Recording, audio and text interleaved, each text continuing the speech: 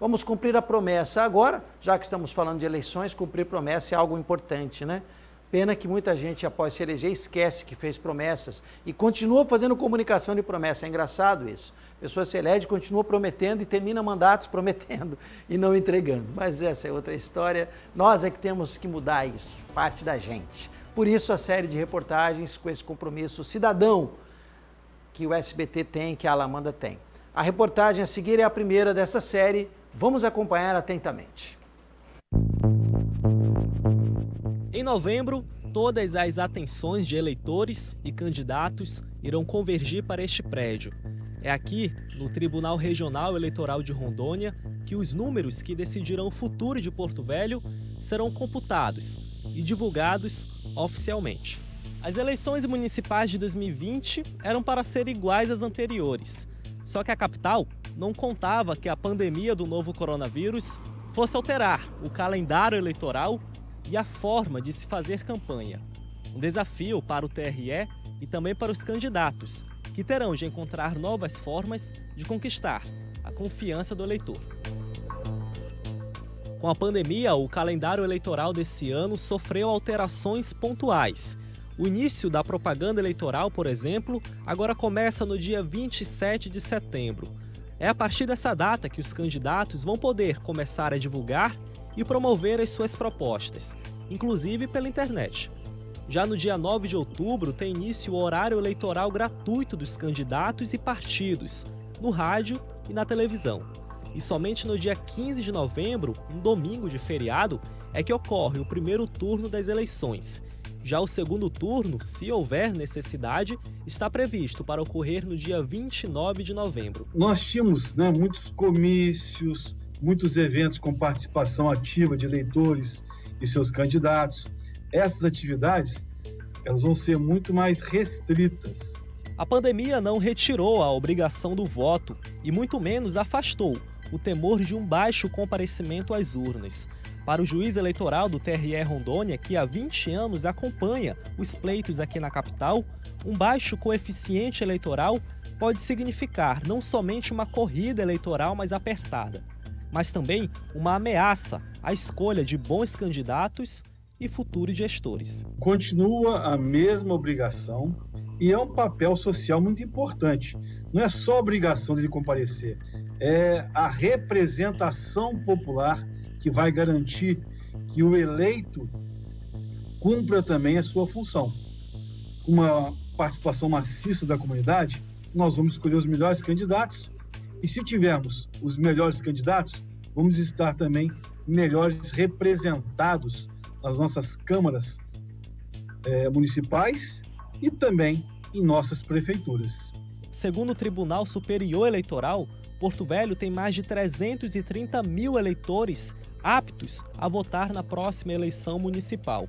É de longe o maior colégio eleitoral do estado e um município com muitas demandas urgentes na saúde, na educação, na infraestrutura, demandas do tamanho e da complexidade de seu território. Porto Velho tem 35 mil quilômetros quadrados, 12 distritos. Tem um território enorme para ser gerenciado por um único gestor. E a distância que você tem entre Nova Califórnia e demarcação é muito grande pelo Rio Madeira. E você conseguir fazer gestão de tudo isso torna complexo o processo de atendimento a um território tão significativo. Porto Velho é uma cidade com inúmeros desafios a serem respondidos, que vão desde infraestrutura e saneamento básico, até o processo até um município que ofereça bens e serviços à população, pelo menos à altura dos seus impostos, à altura da sua contribuição. Contribuição que vem de cada morador e moradora de Porto Velho. Neste bairro da zona leste da capital, a demanda é por asfalto. O candidato que chegar aqui vai enfrentar dificuldades de acesso aos moradores tão complexas quanto as ruas de Cascalho. Porque não adianta só prometer. Na época, nos anos políticos, igual esse ano, vai aparecer. Vai aparecer vários políticos aqui para prometer. Mas, infelizmente, eles deixam a desejar. As pessoas acham que vão votar em determinado político para resolver a sua situação.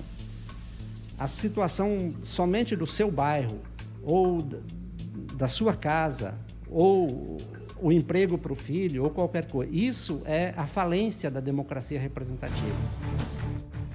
Uma cidade complexa e com desafios, e uma eleição com muitas restrições. O pleito municipal de 2020 tem muitas frentes para se discutir, mas todas elas passam pela grande estrela desse momento. Com certeza o eleitor é a grande estrela e é o senhor do destino, porque do voto consciente, do voto dele, poderá eleger aquele que melhor representará a sua voz. Se o eleitor ele é o protagonista, que ele consiga fazer realmente esse processo acontecer, que não deixe os candidatos fazerem o processo acontecer. É o eleitor que tem que fazer o processo.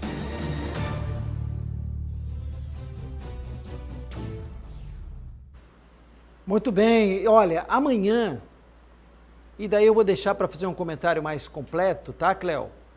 Você vai saber o papel do vereador e o papel do prefeito. Embora a gente já saiba, mas nunca é demais lembrar. Porque a gente sabe, mas sabe sempre com limitações. É bom a gente aprofundar. Afinal de contas, qual é mesmo o papel do vereador? Afinal de contas, o que deve mesmo fazer um prefeito? No processo e comentários que nós vimos agora, o Chagas acabou de falar, o eleitor está muito acostumado a esperar que o seu problema, o problema mais próximo do seu bairro ou rua, sejam resolvidos e faz a sua decisão baseado nisso. Mas o processo é viciado, porque quem pede voto também pede voto baseado nisso, prometendo resolver aquele problema pontual. A situação macro, é um pé no planeta, outro na calçada, um pé no planeta, outro na calçada, ela raramente é debatida. É muito mais o meu problema, o meu pirão. Claro que isso também tem que ser levado em conta, nós queremos os nossos problemas resolvidos, mas a cidade tem uma situação tão crítica. Estamos falando de Porto Velho, não sei como é que está aí na tua cidade no interior. Porto Velho é maior que o estado de Sergipe, o município. É gigantesco, é um município complexo.